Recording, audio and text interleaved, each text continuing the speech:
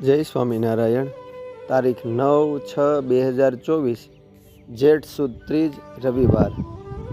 ગામ લંગાળામાં માંડણ કરીને હરિભગત હતા. તે લંગાળા ગામમાં સદગુરુ આનંદાનંદ બ્રહ્મચારીજી અને સાધુઓનું મંડળ વિચરણમાં ફરવા ગયા હતા. માંડણ ભગતને સંતોનો યોગ થયો અને વર્તમાન ધારણ કરીને સત્સંગી થયા. એક સમયે સંતોનું મંડળ ગામમાં પધાર્યું ને 2-4 દિવસ રહીને તેઓને બીજે ગામ જવું હતું. એટલે માંડણ ભગત પોતાનું બળદગાડું જોડીને તેઓને મેલવા માટે ગયા. આગળ રસ્તે ચાલતા ખડના ગાડા ચાલ્યા જતા હતા ને ખડના પૂળા 2 તેમાંથી હેઠા પડેલા. તે સાધુએ ઉતરીને લઈને ગાડામાં નાખ્યા. ત્યારે અતિ દ્રઢ વર્તમાનના આગ્રહી માંડણ ભગત બોલ્યા, જે સ્વામી, આને શું કરશો? સાધુ કહે, આપણે આગળ કાળુભાર નદીમાં નાહીશું ત્યારે બળદિયાને નિરણ તરીકે ખવડાવવામાં કામ આવશે.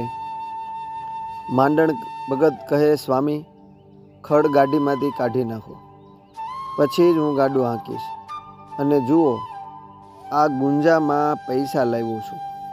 તે ગામમાંથી વેચાણેથી ખરીદીને ખડ લાવીને મારા બળદિયાને ખવડાવીશ. અને મારા ગુરુ આનંદાનંદ બ્રહ્મચારીએ વર્તમાન ધરાવ્યા છે તે દિવસથી મેં કોઈની ખડની સળી પણ લીધી નથી. પછી સાધુએ ખડ નીચે નાખી દીધું ત્યારે તેણે પોતાનું ગાડું હાંક્યું. આમ પંચવર્તમાનને માંડણ ભગત પરિપૂર્ણપણે પાળતા. એક વખતે લંગાળાના આ માંડણ ભગત પોતે ગાડું જોડીને પોતાને ખેતર જતા હતા અને ગાડામાં તેની સ્ત્રી બેઠી હતી. તે રસ્તામાં કોઈનું સૂતરનું નાડું પીડ્યું હતું. પછી એ બાઈએ હેઠે ઉતરીને તે નાડું લીધું. તે જોઈ માંડણ ભગત બોલ્યા, જે તે શું લીધું? બાઈ કહે, ભગત, કાંઈ નહીં. ભગત કહે, સાચું બોલ, નહીતર પાટુએ મારીને હેઠે નાખ્યું. બાઈ કહે, એક નાડું પડ્યું હતું તે લીધું. ભગત કહે, નાખી દે, નીકર તારા હાથનું અંજળ હરામ છે. પછી નાડું નાખી દીધું અને પછી જ ગાડું હાંકીને ખેતર ગયા.